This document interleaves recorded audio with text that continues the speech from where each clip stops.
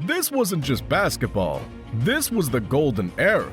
The 1990s didn't just give us highlights, it gave us heroes, villains, and unforgettable moments. Michael Jordan became more than a player. He became a global icon. Reggie Miller crushed hearts in New York in under 9 seconds. Magic Johnson's return gave hope. Every game felt like a battle. Every rivalry felt personal. Hip-hop, sneakers, street ball, it all blended into one unstoppable culture. The 90s were raw, real, and magical. And if you weren't there, don't worry. Let's relive the era that made the NBA what it is today. Quick reminder, subscribe to the channel before we jump in. Michael Jordan and the scoring revolution. Let's start with the obvious. Michael Jordan didn't just play basketball, he owned the decade. He averaged a ridiculous 30.8 points per game in the 90s, the highest of anyone that decade, and led the league in scoring 7 times, including a 3-year stretch after coming out of retirement. In the 1989-90 season alone, he dropped 2,753 points, hit 593 free throws, and casually averaged 33.6 points per game. And the wildest part? He wasn't just filling the stat sheet, he was stacking championships. 6 titles, 2 three-peats. Jordan made winning look easy and made greatness the standard. But it wasn't just him. Karl Malone was right behind him, averaging 27.2 points per game. And Shaquille O'Neal, fresh out of college in '92, redefined what a big man could be. Raw power, insane agility, and 27.1 points per game by the decade's end. The 90s didn't just showcase great scorers, they forced teams to rethink what dominance looked like. The battles that defined a decade. This era gave us battles that were personal, strategic, and brutal. Bulls versus Knicks. From 91 to 96, these two clashed in 5 playoff series, and every single time, it felt like war. Chicago ran the elegant triangle offense, led by Jordan and Scottie Pippen. New York? They came with Patrick Ewing, bruiser Charles Oakley, and a defense that wanted to break your will. It was power versus precision, smash mouth versus cerebral. Then came Knicks versus Pacers, one of the most bitter rivalries in NBA history. 6 playoff showdowns between 92 and 2000, and it just kept getting nastier. Reggie Miller, and if you're a Knicks fan, this might hurt, dropped 8 points in 8.9 seconds at Madison Square Garden in '95. That moment wasn't just legendary, it was a turning point. Revolutionary broadcasting and media coverage. In the 90s, basketball didn't just stay on the court, it dominated into living rooms. When NBC and TNT took over NBA coverage, everything changed. The music, the camera angles, the storytelling, it felt like every game had a heartbeat. Round Ball Rock by John Tesh? Iconic. Mary Albert on the mic? Legendary. It wasn't just sports anymore. It was weekend TV gold. Families gathered to watch Bulls versus Knicks like it was the Super Bowl. Broadcasters weren't just calling plays. They were telling stories. Every dunk felt dramatic. Every rivalry felt personal. The media didn't make the NBA cool. They captured the cool that was already there and sent it straight into homes across America. Cultural synthesis, hip-hop and hardwood. Let's be real, no era mixed swagger and skill like the 90s. This is when hip-hop and basketball officially linked up. Players weren't just athletes, they were icons. Baggy shorts, chains, tattoos, and those legendary kicks, that wasn't just style. It was identity. You'd see Allen Iverson rock cornrows and drop 40, then hear Nas or Biggie playing in the background. Jordan's Air Jordan 11 became more than a sneaker. It was a movement. By '97, the Jordan brand had crossed $1 billion. $1 billion! Globalization, from dream team to worldwide fandom. Here's where the NBA went from American sensation to global obsession, and it started in Barcelona. The 1992 Dream Team wasn't just unbeatable, they were untouchable. Jordan, Magic, Bird, Malone, Robinson, every night felt like a highlight reel. And it didn't stop there. The NBA started sending teams overseas, like the Suns versus Jazz game in Tokyo. By the end of the decade, NBA games were being broadcast in 191 countries. That's not just reach, that's domination. This era planted the seeds for players like Dirk, Manu, and eventually Luka. It wasn't just basketball going global, it was the world coming to the NBA. Today, 1.5 billion fans later, It all traces back to the 90s. This wasn't just the greatest era in NBA history because of who played, but because of how far the game traveled. Statistical milestones and rule innovations.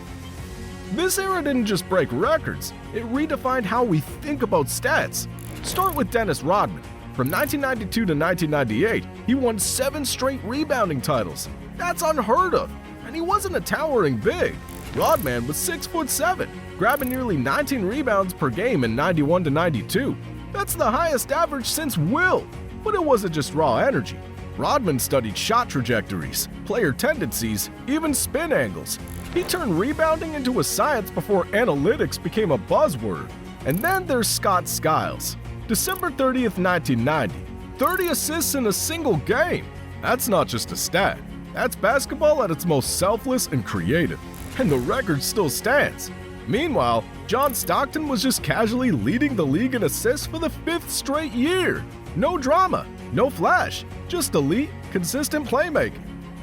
International expansion and global reach. For the first time, a serious wave of international players arrived. Vlade Divac, Drazen Petrovic, Sarunas Marciulionis, and Alexander Volkov all would go on to become legends, but at the time, they were overlooked. Drazen Petrovic was the best player in Europe, a lights-out shooter who could have started for any team. Instead, he was benched and barely used. NBA teams just didn't trust European players yet.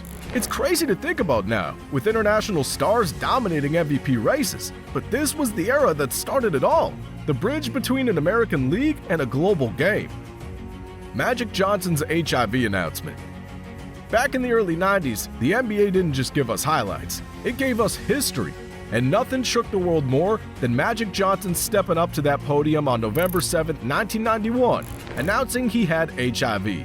In a time when HIV was still deeply misunderstood and surrounded by fear, Magic didn't just retire that day. He shattered stigma. It wasn't just about basketball anymore. This was a cultural moment, one that made people across America and beyond pay attention. And the league's reaction? It was raw, emotional, and unforgettable. Charles Barkley changed his jersey number from 34 to 32, Magic's number, and wore it all season long. Then came the 1992 All-Star Game. Magic had retired, but fans still voted him in as a starter. Some players were hesitant, unsure if it was even safe to play with him. But Barkley shut that down fast, saying, "We're not out here having unprotected sex with Magic." It was blunt, sure, but it showed how little people really understood HIV back then. That All-Star Game? It turned into a tribute. Isaiah Thomas greeted Magic with a kiss on the cheek. You could feel the love, real brotherly love. Then Magic dropped 25 points and dished out 9 assists like he never left. He walked away with the MVP trophy, reminding the world that even facing a life-threatening illness, he was still one of the greatest to ever touch a basketball. Rule changes that shaped modern basketball. The 90s weren't just about stars. The very rules of basketball were evolving right in front of our eyes. Take the Trent Tucker rule. A wild buzzer beater with just 0.1 seconds left led to a brand new regulation. From then on, you couldn't take a catch-and-shoot jumper with less than 0.3 seconds on the clock. Only tip-ins were allowed. A single moment literally rewrote the rulebook. But more impactful was the NBA cracking down on hard fouls. The bad boy Pistons made winning ugly. Elbows, body checks, all of it. So, the league introduced flagrant fouls. It wasn't about going soft. It was about protecting players without killing the edge that made 90s hoops so intense. That balance of toughness and control still shapes how defense is played in today's NBA. Economic and franchise transformation. Now here's what really made the 90s the launchpad for today's global NBA. Expansion. In just a few years, the league added new teams, the Minnesota Timberwolves and the Orlando Magic, pushing the total to 27 franchises. It was more than just adding cities to the map. It meant new fans, bigger markets, and fresh talent. The money started flowing too. TV deals, merchandise, sponsorships. The NBA wasn't just a league anymore. It was becoming a global brand. That financial growth laid the foundation for everything we see now. The Supermax contracts, billion-dollar franchises, international fan bases. Without the movies made in the 90s, today's NBA simply wouldn't exist.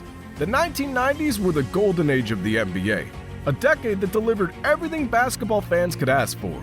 From Michael Jordan's dominance to the Dream Team's global impact, the 90s gave us unforgettable stars, fierce rivalries, and cultural moments that redefined the sport. This wasn't just about basketball. It was a worldwide phenomenon in the making. The era laid the foundation for the modern NBA, shaping its global reach, star power, and legacy. No other decade matched its complete impact. Whether you lived it or just discovered it, one thing's certain: the 90s changed basketball forever. If you enjoyed this deep dive into the greatest era in NBA history, make sure to hit that subscribe button. We've got more legendary content coming your way. And let us know in the comments, what's your favorite moment from the 90s? Or do you think another era deserves the crown? Thanks for watching, and as always, stay tuned for more hoops history.